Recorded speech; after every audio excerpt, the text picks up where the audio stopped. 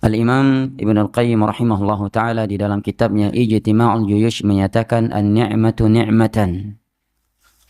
Ni'matun mutlaqah wa ni'matun muqayyadah. Nikmat yang Allah berikan kepada manusia itu ada dua macam. Ada yang sifatnya muqayyadah dan ada yang sifatnya mutlaqah. Yang pertama adalah nikmat yang terbatas. Bukan sebagai bukti tanda bahwa Allah telah cinta kepada hamba-Nya tersebut. Fahiya ka ni'matil amwali wal azwaj. Seperti nikmat harta, anak keturunan, pasangan hidup.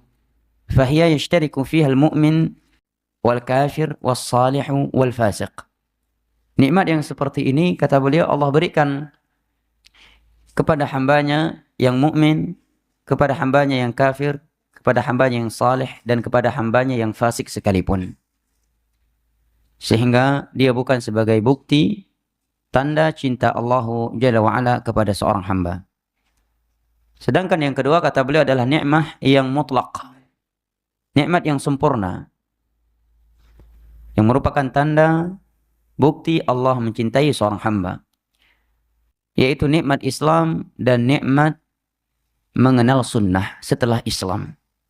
Kata beliau, ini adalah dua nikmat yang Allah Jalla wa'ala amarana fi qawlihi, amarana bil farahi bihima fi qawlihi, qul bi fadlillahi wa bi rahmatihi fabidzalika falyafrahu huwa khairum mimma yajma'un. Kata Imam Ibn Qayyim rahimahullahu ta'ala, dua nikmat ini, yaitu nikmat Islam dan nikmat mengenal sunnah setelah Islam, adalah dua nikmat yang kita diperintahkan untuk berbangga, untuk gembira dengannya. Di dalam firman-Nya dalam surat Yunus, qul bi fadlillahi wa bi rahmatihi fabidzalika falyafrahu. Hendaknya katakanlah, wahai Nabi sallallahu alaihi wasallam, ta'adduban ma', katakanlah wahai Nabi Muhammad sallallahu alaihi wasallam kepada umatmu, qul bi fadlillahi wa bi rahmatihi fabidzalika falyafrahu huwa khairum mimma yujma'un.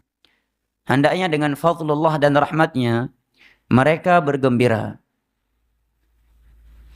karena yang demikian itu lebih baik daripada dunia beserta isinya yang telah dikumpulkan oleh manusia ini. Kemudian beliau mengomentari ayat ini dan ucapannya, laqad tadarat aqwalul mufassirin fi anna al-murad bihima ni'matul islam was sunnah. Sungguh telah masyhur di kalangan ulama tafsir bahwa yang dimaksud dengan fadlullah dan rahmatnya di dalam ayat ini adalah nikmat Islam dan nikmat sunnah.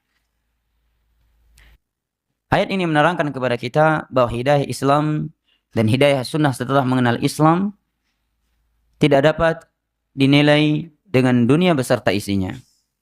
Dia adalah nikmat yang lebih hebat, yang lebih mulia, yang lebih bernilai daripada dunia beserta isinya yang dikumpulkan oleh manusia.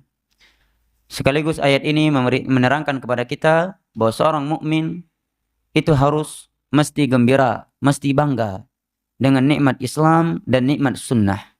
Bukan malah minder, bukan malah tidak percaya diri, bukan malah khawatir diketahui oleh orang kalau dia terlalu agamis.